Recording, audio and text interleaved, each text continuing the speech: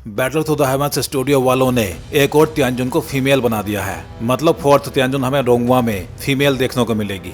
Battle through the heavens का episode 159 का preview आ चुका है, इसीलिए इस वीडियो में हम देखेंगे इस प्रीव्यू के अकॉर्डिंग हमें क्या क्या देखने को मिलेगा बैटल थ्रू द हेवंस के एपिसोड 159 में। इस प्रीव्यू की स्टार्टिंग होती है प्रोफाउंड लायन सेक्ट के चीफ सी तियान के साथ, जो अपने बड़े से ब्लेड से अटैक कर रहा है स्याओयान पे। मतलब 6 स्टार डोवजुन होके पीक 8 स्टार डोवजुन पे अटैक करने की हिम्मत कर रहा है। इसने शायद स्याओयान को एक बच्चा ही समझ लिया है। अगले सीन में स्याओयान इस अटैक से बड़े आराम से बच गया है और फिर उसकी स्पीड देख के सी तियान कंफ्यूज हो गया कि कहीं मैंने पी तो नहीं ली, जिससे हर जगह उसको स्याओयान ही दिखाई दे रहा है। और फिर स्याओयान इससे थोड़ा सा खेलने के बाद एक थप्पड़ इसके गाल पे जड़ देता है, जिसके बाद सी तियान उठा होगा, ऐसा मुझे तो नहीं लगता। इसके अगले सीन में हमें 9th तियानजुन दिखाई देती है, जो इस बार स्याओयान से लड़ने के लिए रेडी होके आई थी और अपनी एक सीक्रेट टेक्निक से स्याओयान पे एक पावरफुल अटैक भी कर देती है। जिसके बाद ये सोच रही होगी कि अब तो ये लड़का बच नहीं पाएगा, लेकिन उसको क्या पता था कि वो लड़का अब 4 स्टार डोवजुन नहीं रहा, वो अब पीक 8 स्टार डोवजुन बन चुका है ब्लड लाइन पावर के साथ। तो अब ऐसे अटैक उसका कुछ भी नहीं बिगाड़ सकते।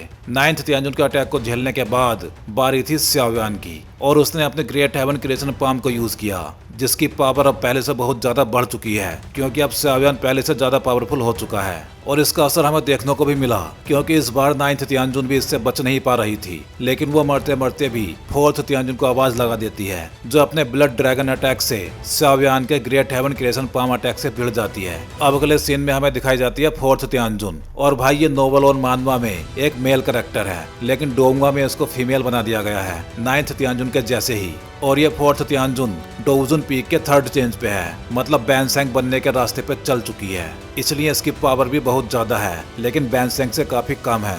और इसकी डोव स्किल ब्लड से रिलेटेड है, इसलिए ब्लड से उसको पावर मिलती है। और अगले सीन में ये वहाँ मौजूद प्रोफाउंड लायन सेक्ट की आर्मी के ब्लड को यूज करके अपनी पावर को बढ़ा रही है। ये इतनी ज्यादा पावरफुल है कि इससे लड़ने के लिए स्याओयान को अपने क्लैन टैटू को भी एक्टिवेट करना पड़ गया है। अब क्लैन टैटू वैसे तो डोवजुन लेवल के कम से कम 2 स्टार बढ़ा सकता है, लेकिन क्योंकि अब स्याओयान पीक 8 स्टार डोवजुन है, इसलिए वो अब क्लैन टैटू एक्टिवेट करने के बाद पीक 9 स्टार डोवजुन बन जाएगा। 9 चेंजेस से पहले वाला पीक 9 स्टार डोवजुन। क्लैन टैटू एक्टिवेट करने के बाद स्याओयान की आईज भी गोल्डन कलर में ग्लो करने लगती है, जो उसके ब्लड लाइन पावर को शो कर रही है। इस सीन के साथ ही ये प्रीव्यू भी एंड हो जाता है, लेकिन इस प्रीव्यू में भी हमें जियाओ जियाओ देखने को नहीं मिली है। ये अभी भी जियाओ जियाओ को छुपा के ही रखना चाहते हैं। Little Fei doctor Jiao Jiao को प्रोटेक्ट कर रही है, इसलिए वो भी हमें प्रीव्यू में देखने को नहीं मिली है। तो भाई लोग, इस वीडियो में बस इतना ही। चलिए जल्दी ही मिलते हैं अगले वीडियो में।